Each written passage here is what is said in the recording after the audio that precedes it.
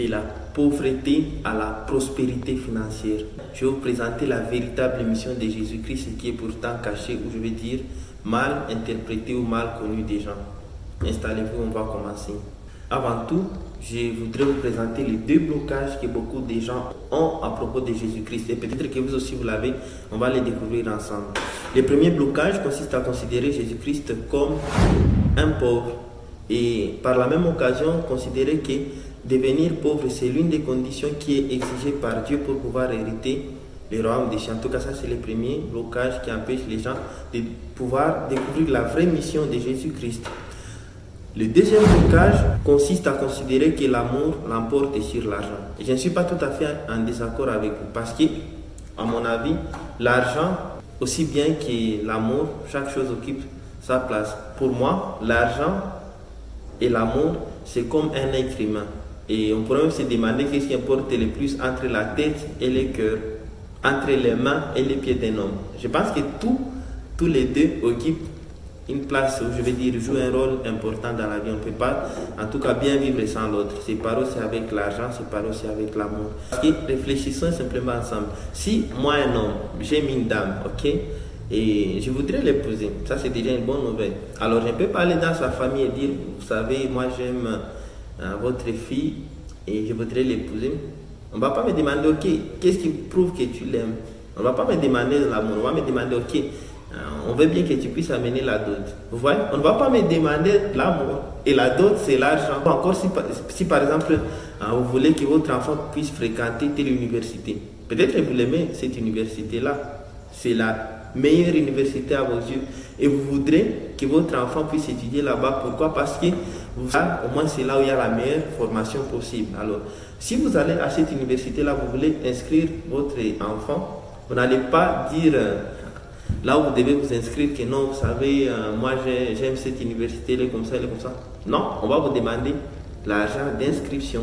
Et on va vous demander aussi de payer les frais académiques. Donc l'amour à lui seul ne suffit pas. L'amour c'est bien, mais l'argent c'est mieux. Voilà, je voulais dire aussi pareil quand on veut construire sa maison des rêves. On ne dit pas, vous savez, chers ingénieurs et maçons, je voudrais avoir une maison à combien d'étages, avec telle architecture, telle peinture. Non, on va vous demander. Bien sûr, vous aimez ça, mais nous, on veut l'argent. C'est cet argent-là qui va prouver que vous aimez votre maison, que vous voulez l'avoir. Donc, sachez-le bien. Comme je le disais tantôt, chaque chose occupe sa place et l'un et l'autre, l'amour comme l'argent, c'est complémentaire, c'est tellement indispensable dans la vie.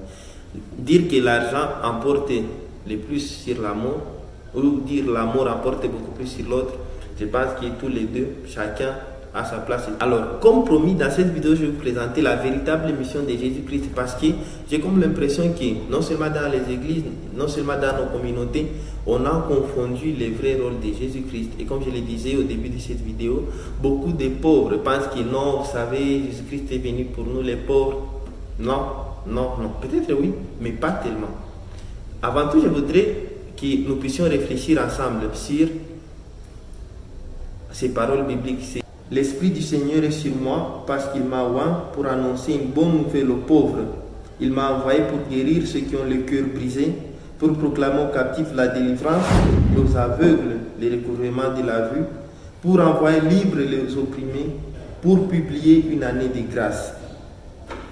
Si on essaie un peu de réfléchir à ces passages bibliques en commençant par la fin, nous allons nous rendre compte qu'avec la venue de Jésus-Christ, tous ceux qui étaient captifs, oui ou non, ils devraient rester avec la venue de Jésus-Christ captifs. La réponse elle est non. Ces gens-là doivent être libérés, comme il est bien décrit. Avec la venue de Jésus-Christ, tous ceux qui avaient les cœurs brisés, ils ne doivent pas l'être, ils doivent être guéris. Et par la même occasion, avec la venue de Jésus-Christ, tous ceux qui étaient pauvres, selon vous, ils doivent les rester ou ils doivent devenir riches? Notez-moi en commentaire la réponse à cette question. Et si vous trouvez aussi nos contenus utiles, n'hésitez pas à nous lâcher un pouce bleu et surtout de commenter. Et le plus important sera de partager ces contenus dans vos groupes, à vos proches, pour qu'eux aussi puissent avoir une idée claire sur la mission de Jésus-Christ sur terre. On enchaîne. La question dont j'ai envie de vous poser, c'est de savoir, à votre avis, quelle est la véritable mission de Jésus-Christ par rapport à tout ce que nous venons de voir. Les captifs qui doivent être libérés, ceux qui ont les cœurs brisés, ils doivent ne plus l'être, donc ils doivent être guéris. C'est-à-dire que les pauvres, lui aussi, il ne doit plus être pauvre. C'est ça la bonne nouvelle que Jésus-Christ est venu annoncer. La dernière question, en tout cas qui va nous égayer, que j'ai aussi envie de vous poser, c'est celle de savoir si à votre avis, Jésus-Christ, il était riche ou pauvre. Et oui, Jésus-Christ était riche ou pauvre. Les pauvres, lui, il va penser que Jésus-Christ, il était pauvre. Et les pauvres, comme je l'ai dit, il va penser qu'être pauvre, c'est la condition pour aller au ciel. Peut-être que vous aussi, vous pensez pareil. Mais au moins, le plus important, c'est de pouvoir changer de mentalité pour pouvoir acquérir plus. Et surtout, décrypter la véritable mission de Jésus-Christ. Moi, à mon avis, en tout cas, selon l'inspiration que j'ai eue, que nous avons d'ailleurs, par la même occasion, découvert dans l'évangile que nous venons de préciter, Jésus-Christ, il était riche. D'ailleurs, on pourrait me dire, il était l'homme le plus riche que le monde n'ait jamais connu. Bah, pourquoi? Le mieux, je pense, ça serait déjà de définir qu'est-ce qu'un riche. À votre avis, qu'est-ce qu'un riche?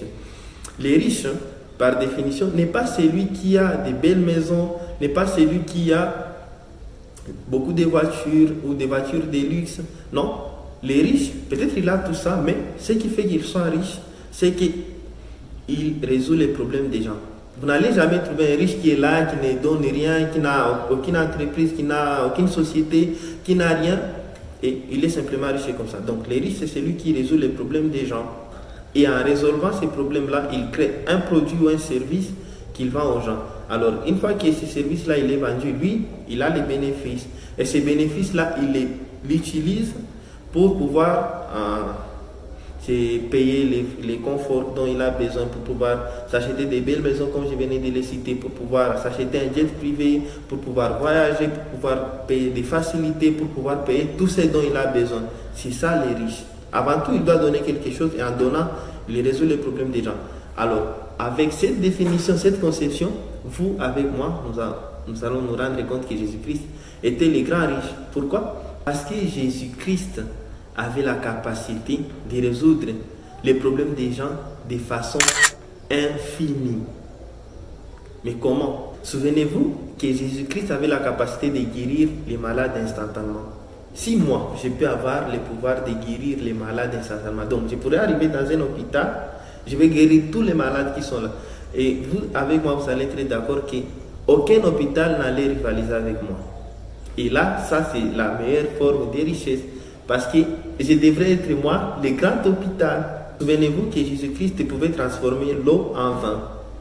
Il l'a fait à Cana, si je ne me trompe pas. Donc, si moi aussi je pouvais avoir cette aptitude-là, je pouvais transformer tous les lacs-là en vin. Et je pourrais être l'homme le plus riche parce qu'aucune industrie ne pouvait rivaliser avec moi.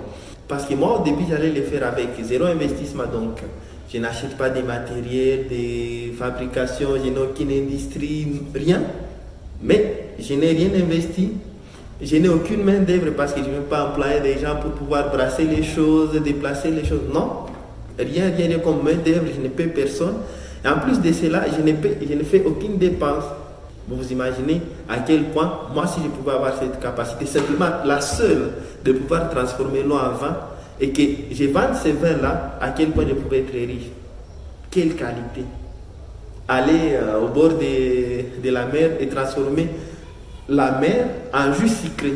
Imaginez-vous à quel point, moi, je serais devenu riche. Et c'était pareil avec Jésus-Christ. Souvenez-vous aussi que Jésus-Christ pouvait ressusciter les morts. Alors là, c'est le comble, ressusciter les morts. Donc, si quelqu'un meurt, disons, Jésus-Christ à ce niveau-ci, il pouvait ressusciter à ces temps-ci, par exemple, Michael Jackson, et revendiquer, disons même $1, je ne sais pas combien, à tous ces fans-là. Par la même occasion, je pourrais même dire, en parlant d'entrepreneur, il pourrait ressusciter, par exemple, Steve Jobs, et lui, comme il était multimilliardaire, imaginez-vous à quel point il aurait pu lui donner quelque chose. Ou je vais dire, n'importe quel politicien qui est déjà mort et qui était vraiment richard, imaginez-vous. Donc à quel point Jésus-Christ, avec cette seule capacité de pouvoir ressusciter les gens, en fait, personne n'est mort. Surtout ceux qui ont de l'argent, parce qu'il suffisait juste, tu meurs, tu lui payes quelque chose, tu lui dis, ok, moi quand je vais mourir, tu vas me ressusciter. En dernier lieu, en tout cas parmi beaucoup de choses, beaucoup d'aptitudes que Jésus-Christ aussi avait, c'est la capacité de multiplier. Parce que Jésus-Christ, il a multiplié 3 pains et 2 poissons. Bon, je ne sais pas si je dis bien, mais au moins il a multiplié les pains et les poissons. Et beaucoup de gens ont mangé, il y avait même les restes. C'est-à-dire, si seulement quelqu'un peut avoir la capacité de multiplier les choses, il suffit juste d'avoir un billet de 5 dollars, 5 euros, je ne sais pas trop quoi, ou 5 naira, il va les multiplier et en avoir des millions. Juste avec la capacité de pouvoir multiplier les choses, vous allez vous rendre compte à quel point il pouvait être riche. Très riche même.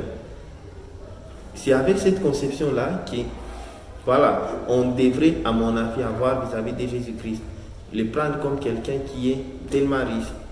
Et c'est d'ailleurs la bonne nouvelle dont il est venu nous apporter. Si vous avez aimé cette vidéo, n'hésitez pas à aimer cette vidéo, surtout de commenter. Et pour nous faire plaisir, de partager cette vidéo à tous vos proches et dans les groupes des gens dont vous savez que ces messages-là pourraient être instructifs. Ciao, souvenez-vous que votre monde intérieur crée et créera toujours votre monde extérieur. À votre succès.